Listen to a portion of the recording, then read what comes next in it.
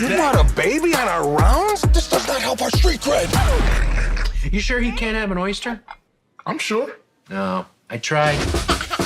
Sebastian, I'd love to turn to you first. With season 1, we obviously ended off with Danny sort of coming to the realization that maybe he didn't treat Sandra the best in their relationship and going off to find her. What can you tell me about how big that storyline is going to be in season 1 or in season 2 compared to how it was in season 1?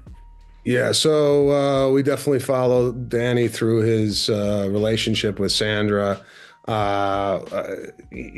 Sandra comes with some baggage this season in being her mother-in-law or being her mother. So I have to deal with a mother-in-law and my wife at the same time, and this stepkid.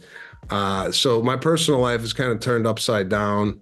I have a police officer that moves next door to me.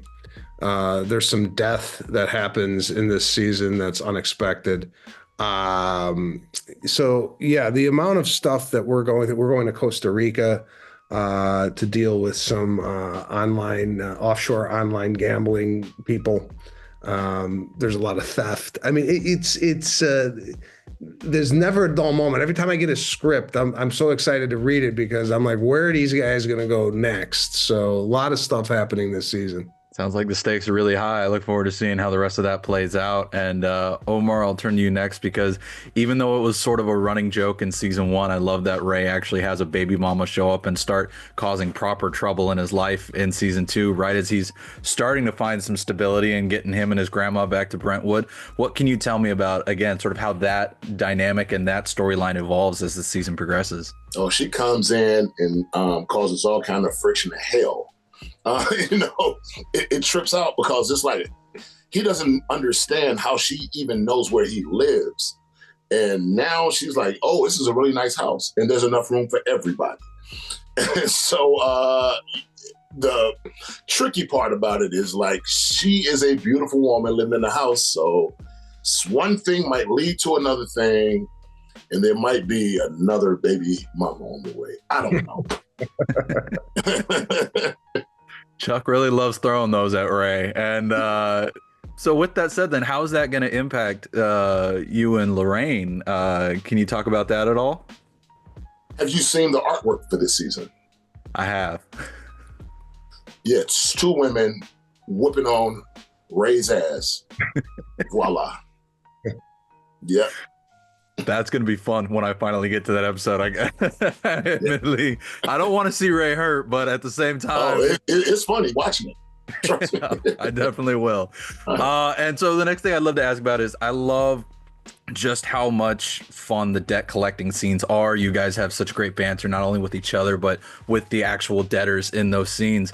You know, obviously Chuck and Nick are fantastic writers, but how much of those scenes are you guys improvising with each other versus going off of their writing? Their writing is so good, man. It's like it's right there on the page, right? So it's not a lot of improv. And, I might throw something in that a black dude might say, but it's not much because it's right there. And you're dealing with Chuck Lorre, right? He's the best comedy writer of our time. So and I always look at it, I'm like, Chuck is really Sebastian and Nick is really me. So I really think they have these conversations with each other on a recorder and they just put it on the paper, because that's how they talk to each other for real, just the way that Ray and Danny talk to each other. So, you don't have to do a lot of improv when you have scripts that good. I love that. And Sebastian, do you have any thoughts on that one? Yeah, I think also the reason why it comes off as being so natural is it's so, we go over it so much, running the lines, so it almost becomes second nature. I feel with acting, only the minimal amount of experience that I have with it is similar to stand-up, because when I'm doing my stand-up, I'm not thinking about the lines. I'm in the moment and I'm expressing myself, and it's just ingrained in my head. And the more you have the lines ingrained in your head, I feel the more freedom you have to just, react and say them like you would naturally say them, rather than kind of fishing around for, what's that line? So I don't know. We've taken our rehearsals prior to doing these scenes pretty seriously. So every time I see I'm sure Ray, every time he sees me, this guy, he's gonna ask to run the lines again. Not that he doesn't want to, but like at 51, my memory ain't the way it was when I was 25, where I could just look at a piece of paper and for a couple of times.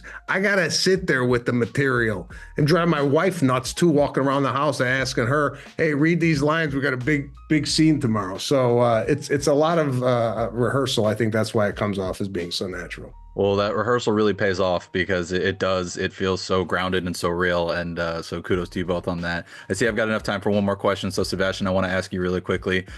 Foreman Spike in Super Mario, I did want to see more of that character. I know they're working on a follow-up. Have you heard anything about possibly coming back for that next one? This is the story of my career. I'll give you an example of this. So we went to Universal Studios and they had a Super Mario store with all the merchandise. I was with my kids. I go, guys, come on. I'm going to show you Daddy's character in a stuffed animal, right? Or stuffed. No Spike, no nothing. It stopped at me. It was every other character. And then me, I have no animal, no stuffy, no nothing. So the fact that I didn't have a stuffed animal is not giving me a lot of confidence that I'm coming back for the sequel. I haven't heard anything. So your guess is as good as mine. Well, I hope they find a way to make it work. I'm sure there's plenty of ways to bring Spike back. But in the meantime, I look forward to keeping the word alive about Bookie, you guys. It's such a great show. You guys continue to do great work on it, and I hope you have a great rest of your weeks. I appreciate it. Thank you. You got a fun story you could tell your 180 grandkids. Yeah.